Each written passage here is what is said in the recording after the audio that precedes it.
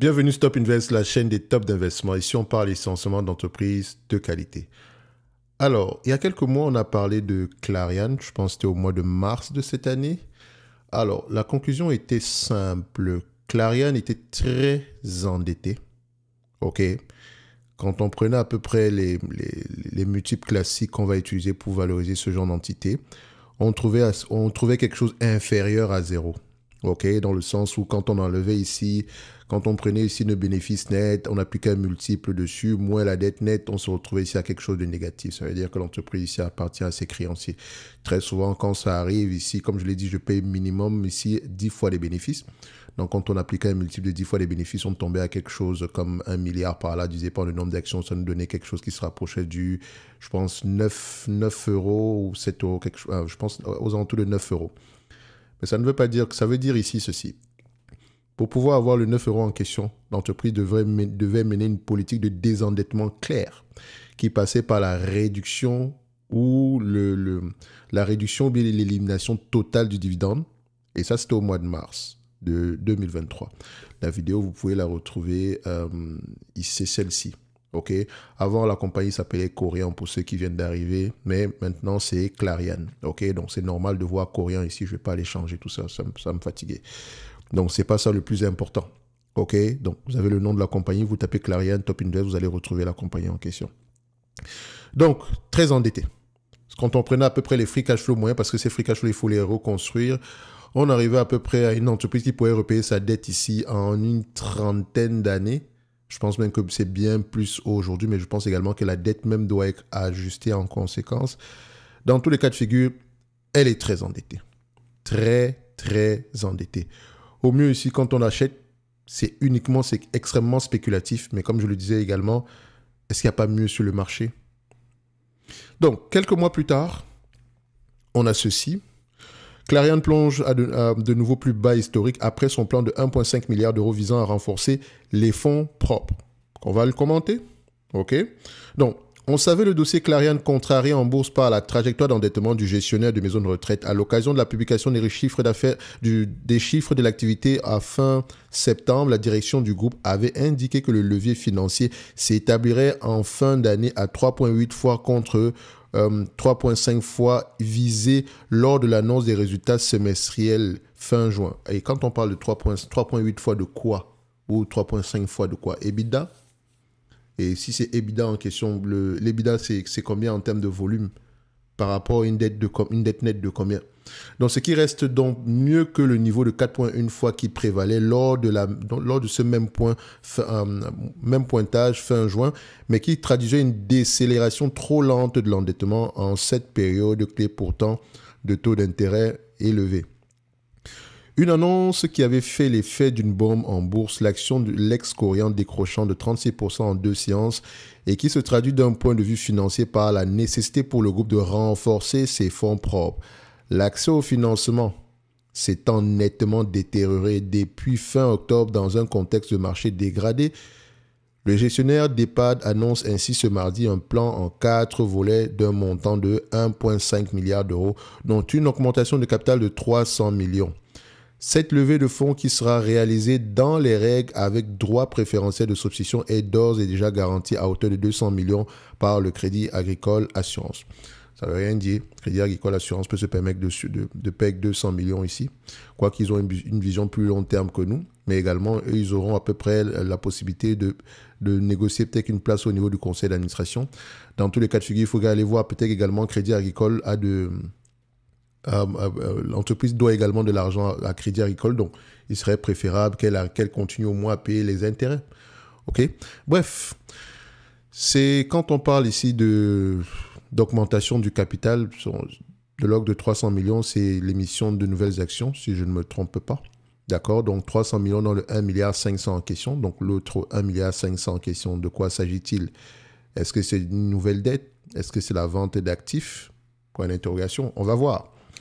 1 milliard d'euros de produits bruts de cession.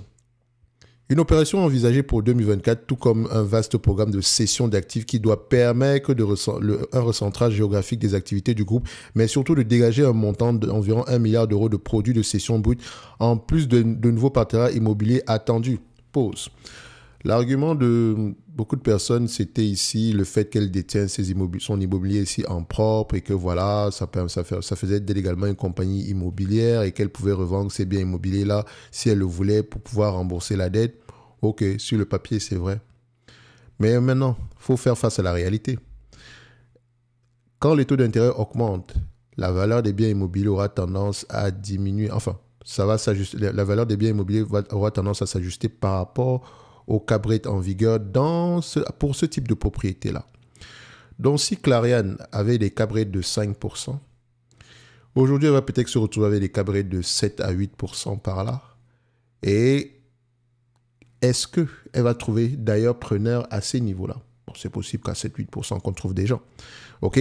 Mais n'oubliez pas, si l'immobilier lui appartient en propre, ce qui veut dire qu'elle vendra ces biens immobiliers-là pour les louer derrière. Donc, ça ajoutera une charge supplémentaire sur l'entreprise.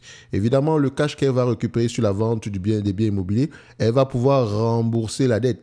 Mais voilà, je me dis, dans tous les cas de figure, oui, la dette va diminuer, les intérêts peut-être sur la dette vont diminuer, mais on ajoute ici une charge supplémentaire par rapport au loyer. Ce n'est pas un problème en tant que tel, mais c'est également quelque chose à prendre en considération. OK? L'important ici, c'est de pouvoir vendre dans ces biens immobiliers-là à des prix très intéressants. En tout cas, je ne sais pas si le secteur, et je n'ai pas une vue ici d'ensemble sur ce secteur d'activité-là, je ne sais pas s'il y a une activité assez forte au niveau ici du rachat des biens immobiliers dans ce genre d'activité-là. Tout ce que je sais, c'est que dans le secteur médical ici, c'est souvent difficile pour les propriétaires d'augmenter les prix des loyers, comme je l'ai souvent dit ici. OK? Également mentionné sur la formation concernant les rates qui est disponible sur le site de Top Invest, le lien étant dans la description de la vidéo. Donc, avec cette grosse dette, voilà, étant une compagnie entre parenthèses immobilière, elle se permettait donc de vous dire que l'endettement ici, il est gérable. Mes amis, une compagnie immobilière avec une dette nette supérieure aux alentours, une dette nette sur EBITDA aux alentours déjà de 8 à 9 fois les EBITDA, ça devient compliqué. Même si on recherche vraiment quelque chose en dessous de 10, mais si on cherche quelque chose en dessous de 10, il faut absolument également que l'entreprise ait l'ambition, ou bien, oui, c'est ça, ait l'ambition de rembourser une grosse partie de cette dette-là dans un avenir très proche. Il ne faut pas se retrouver avec eux. Et la dette en question, comment est-ce qu'elle est structurée? Taux variable, taux fixe, sécurisé, non sécurisé? Quels sont les covenants de la dette? C'est lesquels? Sont lesquels? OK? Maintenant, si on s'endette à nouveau en date d'aujourd'hui, est-ce qu'on ne va pas resserrer ces covenants-là? On en avait parlé sur la dernière vidéo, mais je pense que vous savez à peu près comment est-ce que vous allez faire pour aller retrouver cette information. En tout cas, pour Clariane, l'objectif était clair dès le début, extrêmement spéculatif. Et ça, vous étiez au mois de mars 2023. Je ne sais pas avant ce que j'ai raconté sur cette compagnie-ci, mais elle ne m'a jamais laissé m'a jamais donné un... Voilà, je n'ai jamais été plus intéressé que ça. Je me rappelle jamais des entreprises que j'ai bien appréciées, enfin, sur les compagnies européennes. Et je rappelle toujours que je n'investis pas en Europe du tout. Quelques actions ici, mais c'est juste pour me permettre de lire certains rapports, un peu comme Téléperformance, parce que je ne crois pas que cette compagnie va disparaître dans tous les cas de figure. J'aime bien prendre ici les avis contraires. OK? Mais ça ne veut pas dire que vous allez aller acheter. Non, ça me permet juste de pouvoir lire les rapports financiers tranquillement en me disant que j'ai mis mon cash à l'intérieur. Mais sur Corian, oui, les EHPAD, vieillissement de la population, etc., c'est bien beau, mais en ce moment, moi, en tant qu'actionnaire, est-ce qu'il y a de grandes chances que je gagne de l'argent ici? En tant que créancier de Corian, il y a de fortes chances que je gagne de l'argent si je détiens la dette de Corian. Mais en tant qu'actionnaire, ça va être compliqué. En tout cas, donc ça, quand on vous dit Crédit Agricole ici a déjà garanti 200 millions, etc., franchement, on s'en fout. OK? Il faut regarder les conditions derrière. C'est ça qui est important. OK? Donc, à plus court terme, Clariane est en effet entrée en négociation avec cette même filiale de Crédit Agricole pour la conclusion d'un partenariat d'un montant de 140 millions d'euros portant sur les murs de 19 établissements sanitaires et médico-sociaux en France, soit 1470 lits. Le lit se négocie à combien alors? Quand on regarde à peu près le prix, le 140 millions en question, parce que le prix, on peut évaluer également par rapport au prix d'un lit. OK? On sait, on va regarder, tout en vérifiant également la moyenne dans le secteur ici, c'est combien par lit? 1470, ça donne à peu près, un lit ici coûte à peu près 95 000 euros. Est-ce que c'est dans la moyenne du secteur, en dessous de la moyenne, plus élevé que la moyenne? Question. Le groupe poursuit par ailleurs ses négociations concernant un deuxième partenariat immobilier pour un montant de 90 millions d'euros cette fois sur les actifs du Haut-Royaume-Uni dont Crédit Agricole Assurance s'est engagé à sécuriser l'exécution le cas échéant. Il est également prévu cette année la sécurisation de lignes de dette immobilière à hauteur de 200 millions d'euros. Ce plan d'action doit permettre de ramener le levier financier sensiblement inférieur à 3 fois à l'horizon 2025. 3 fois quoi en fait? C'est la question que je me pose toujours. 3 fois le capital, 3 fois les actifs, 3 fois les EBITDA, j'en sais rien du tout. En tout cas. Enfin, si vous avez la réponse, dites-le moi en commentaire. Je ne suis pas allé regarder plus loin que ça. OK. En bourse, l'action chute encore de plus de 15% ce mardi, 70%, blablabla. Ça, c'est pas intéressant. Donc, je pense que cette partie-là, vous pouvez arriver à décortiquer cela vous-même. Alors, donc, quand on se pose la question, est-ce que je dois souscrire ici à l'augmentation du capital? Franchement, quand une entreprise commence à augmenter le capital ici pour repayer la dette, c'est à fuir, littéralement. Augmenter le capital ici pour à peu près faire des acquisitions, ça, c'est une bonne chose. Ou bien construire une nouvelle usine, ça peut être intéressant. Ou bien redévelopper un bien immobilier, ça peut être intéressant. Mais lever du capital pour repayer la dette, ça me fait peur. Et ça, ce n'est que mon avis. Allez regarder les covenants ici. Quelles sont les conditions sur cette dette-là? Quels sont les taux d'intérêt moyens ici sur la dette? Quels sont en termes d'échéance? Combien est-ce qu'elle doit payer sur les 3 à 5 ans à venir? Et est-ce qu'elle a assez de cash aujourd'hui par rapport à non seulement son activité, mais également en termes de trésorerie? OK? Donc, est-ce qu'il faut vraiment faire une évaluation de cette compagnie? Je vous dirais, les amis, c'est une compagnie qui est... Ah là là, ça va être difficile. Moi, je vous dirais... Si vous pouvez passer à autre chose, passez à autre chose très rapidement. OK? Je ne suis pas en train de vous dire qu'elle va faire faillite ici. On avait calculé la dernière fois qu'elle avait la capacité de rapporter à peu près une centaine de millions par an en termes de free cash flow. Je n'ai pas vérifié, mais allez-y également le faire. En fait, tout ce que vous allez faire, regardez les free cash flow en question, mais enlevez la dette, enlevez les charges liées au loyer sur les free cash flow. OK? Et je pense qu'après, quand on le faisait, on trouve à peu près une centaine de millions. Et si on trouve à peu près une centaine de millions, en 5 ans, on rembourse uniquement 500 millions. Sur une dette de combien? Il me semble que cette dette-là doit être reconstruite ici en date d'aujourd'hui. Donc, allez-y, regardez les bilans financiers, enlevez la dette liée au loyer, aux charges locatives ici. Enfin, on va le dire comme ça, aux charges locatives ici. Enlevez cette dette-là de la dette nette moyenne ici. Et vous aurez un avis par rapport à la dette qu'on a présentement ici, en propre. OK? Je sais que c'est beaucoup de choses à faire, mais n'ayez pas peur, c'est assez facile. Donc, vous allez dans les bilans financiers, vous recherchez la partie dette à long terme, dette court terme au niveau ici du bilan. Vous enlevez le cash présentement en banque. Et dans la dette à long terme, dans la dette ici, rassurez-vous de ne pas avoir pris en considération tout ce qui concerne ici les contrats de location. OK? Parce que les loyers ne sont pas payés de la même façon que les dettes. On les paye ici sur la partie opérationnelle ici des états financiers. Donc, on va dire ici le compte de résultat, généralement, c'est à ce niveau-là qu'on paye la dette. C'est à ce niveau-là qu'on paye les loyers, mais également, c'est à ce niveau-là qu'on paye les intérêts sur la dette, alors que le remboursement de la dette se fait sur le tableau des flux de trésorerie. OK? Donc, avec les free cash flow, absolument. OK? Or, les compagnies européennes, je ne sais pas pourquoi est-ce qu'ils le présentent comme ça, mais les free cash flow sont trompeurs. Donc, je ne vais même pas aller regarder ces free cash flow-là ici. Et si on prend en considération ici la valeur d'entreprise sur EBITDA, etc., on va se dire que, on a peut-être une entreprise qui paraît intéressante ici. J'avais vérifié à peu près, en termes d'EBITDA pour l'année prochaine, elle prévoyait à peu près 1 milliard par là. C'est une entreprise qui peut se négocier à 10 fois les EBITDA, moins la dette nette en date d'aujourd'hui. Vous retrouvez à peu près, on a une dette nette aussi aux alentours de 8 milliards. Enfin, celle-ci, je ne sais pas si ça prend en considération les loyers, mais ça allait nous donner un chiffre bien trop élevé. OK? Donc, au mieux ici, commençons déjà par 10 fois les free cash flow. Ça sera aux alentours de 1 milliard par là. Maintenant, 1 milliard par rapport à combien d'actions? C'est ça le gros problème. On a combien d'actions sur le papier en date d'aujourd'hui? OK? Donc, pour le moment ici, je vous dirais, Si Corian vous intéresse, c'est très spéculatif. OK?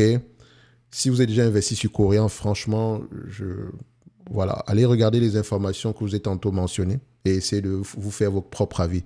De toutes les façons, c'est uniquement en vous faisant vos propres avis ici que vous allez pouvoir investir à long terme. OK? Ça vous intéresse également, vous pouvez revoir les anciennes vidéos pour comprendre à peu près combien est-ce qu'on a fait pour arriver à cette conclusion de 100 millions, juste que je n'ai pas envie de refaire ça ici. OK? Donc, pour moi, le management également doit être pris en considération ici. Parce que là, il s'agit d'un turnaround. Le business principal a l'air safe. OK, l'activité même de Corian, mais elle est très endettée. Le management en question, qui est présentement là à la tête de Clariane, excusez-moi, je l'appelle toujours Corian, à la tête de Clariane, ça fait combien de temps qu'ils sont là? S'ils sont là au moins depuis 2022 et qu'ils se sont amusés à payer un dividende pareil, je ne regardais même pas cette compagnie-là tant qu'ils seront à la tête de cette entreprise. Tant mieux s'ils arrivent à réussir. Mais le management est à questionner. Parce que clairement ici, ils ne sont pas... Il n'y a pas de... Je pense qu'il y a eu un manque de vision ici. Il y a une prise de risque démesurée. Je vois ici Corian, c'est Sophie Boissard, PDG, depuis 2016. Est-ce que c'est la même aujourd'hui? On va quand même vérifier. Elle est toujours PDG. Si c'est elle qui est toujours PDG, franchement, je n'investirai pas sur Corian ici. Et directrice générale du groupe Clariane depuis juin. Non, ça ne m'intéressera, clairement pas m'intéresser d'y investir. Alors là, pas du tout. Entre-temps, son salaire, est-ce qu'il a augmenté ou il a diminué? Il était adossé sur quoi? En tout cas, quand je vois ce genre de résultats, si ça ne m'encourage à rien faire du tout, tant que ces dirigeants sont là. OK? Donc, vous ne pouvez pas vous amuser ici, sauf si le dividende ici n'était qu'un leurre pour pouvoir lever de la dette, pour pouvoir lever ici de nouvelles actions. OK? Mais clairement pas le genre d'entreprise que j'aimerais avoir en portefeuille. Donc, quand on regarde ici le dividende qui a été payé sur ces années, on regarde ici comment un dividende paye en termes de volume. Je vais les additionner. Voilà, je vais les mettre ici annuellement. On va les mettre cumulés et je vais fermer ça. OK. Je vais laisser la dette nette sur EBITDA visible. Et selon moi, la dette nette sur EBITDA qu'on peut à peu près accepter ici, c'est aux alentours, tout ce qui est aux alentours de 5 fois les EBITDA. OK. D'accord. Maintenant, comme vous pouvez le remarquer, nous avons ici une entreprise qui, à partir de 2018, va au-delà de la dette nette sur EBITDA. Et ce n'est pas parce que l'EBITDA est en train de diminuer, c'est juste parce que la dette augmente de plus en plus. OK? Et si c'est le cas, combien est-ce qu'on a dépensé en termes de dividendes depuis à peu près 2017? 5 ans. Cumulé, c'est 154 millions. Hein? Pas grand-chose, hein, en réalité. Si c'est vraiment cumulé ici, c'est vraiment pas grand-chose. Donc, ça peut même être excusable ici. Mais bon, est-ce qu'on n'aurait pas mieux fait de rembourser de mettre tout ça ici pour le remboursement de la dette? OK. En tout cas, le management ici est à... Voilà, il faut le juger. Quand je dis juger, pas le sens criminel du terme ici. Donc, c'est pas au sens de la justice, mais il faut à peu près essayer de voir si vous serez à l'aise d'investir sur avec un management pareil, vu son passif et vu les prises de décision qu'elle a eu à prendre les décisions qu'elle a eu à prendre ici sur les derniers mois. Est-ce que vous aimeriez faire affaire avec ce genre de personnes? Je ne dis pas que ce sont des malhonnêtes. Ils ont clairement ici le droit de mal gérer une entreprise, d'accord? Mais ce n'est pas pour ça qu'on les a mis à la tête de cette compagnie-là. Et après également, je ne suis pas allé plus loin que ce jugement-là que j'ai présentement. OK? Je ne suis pas allé voir le contexte ni quoi que ce soit. Je le rappelle toujours. Donc, ceci, c'est que du bavardage. On va le dire comme ça. Mais en tout cas, à ce que je vois, depuis le mois de mars, ce n'est pas une entreprise qui pourrait m'intéresser. D'accord? Ce n'est pas une entreprise qui devrait même vous intéresser. Et comme question que je posais encore, c'est est-ce que vous n'avez pas mieux sur le marché, les amis? Est-ce que vous n'avez pas mieux? Avec moins de maux de tête. Parce que nous, on veut bien dormir la nuit, hein, c'est l'essentiel. Bref, trop long la vidéo, 20 minutes. N'oubliez pas, en lien de la description de la vidéo, ici, vous avez la top newsletter, OK, où on partage vraiment des analyses sectorielles. Dernièrement, on a partagé une analyse ici sur le secteur ici, l'industrie des laboratoires pharmaceutiques. C'est un complément à celui qu'on avait déjà envoyé au mois de mars l'année précédente. OK? Comme je dis toujours ici, vous allez voir que là, on parle beaucoup d'Ozempic et tout le reste, mais bref, ce n'est pas une vidéo pour les compagnies pharmaceutiques ici. Dans tous les cas de figure, si ça vous intéresse, abonnez-vous à la Top Newsletter. On partage essentiellement ici des notes d'analyse sectorielle, d'accord, gratuitement. Donc, je ne vous envoie pas de blabla pour vous raconter ma vie, ou bien pour vous dire, voici la raison pour laquelle il faut investir en bourse, ni quoi que ce soit. Je me dis, si vous regardez une vidéo YouTube, vous savez que vous connaissez à peu près l'importance de bien investir en bourse. Donc, ce n'est pas à moi de vous le rappeler. D'accord? Donc, je ne suis pas là pour vous convaincre de, ouais, choisissez les actions ou bien les ETF. Si vous n'avez pas de temps, d'accord, prenez un ETF et restez là-bas. Mais quand vous faites du stock picking, il faut faire le travail nécessaire. Même si vous êtes là pour rechercher un revenu complémentaire, ce n'est pas un revenu passif. Parce que le travail effectué derrière sont des heures de lecture et de suivi. D'accord? On ne passe pas 5 minutes par mois pour lire les rapports financiers. Non, ça n'existe pas. OK? Et toujours avoir vos propres jugements. C'est pour ça qu'il faut à peu près faire le travail vous-même. Même si vous payez des services d'analyse ou quoi que ce soit, vous devez faire le travail vous-même. Ça vous permet d'être plus serein en période difficile. OK? Je le rappelle toujours. Et si vous pensez que ce n'est pas important, l'avenir se chargera de vous. Et vaut mieux commencer aujourd'hui à se poser les bonnes questions. D'accord? Si Clariane vous intéresse, allez-y plus loin que cette vidéo. D'accord? Merci.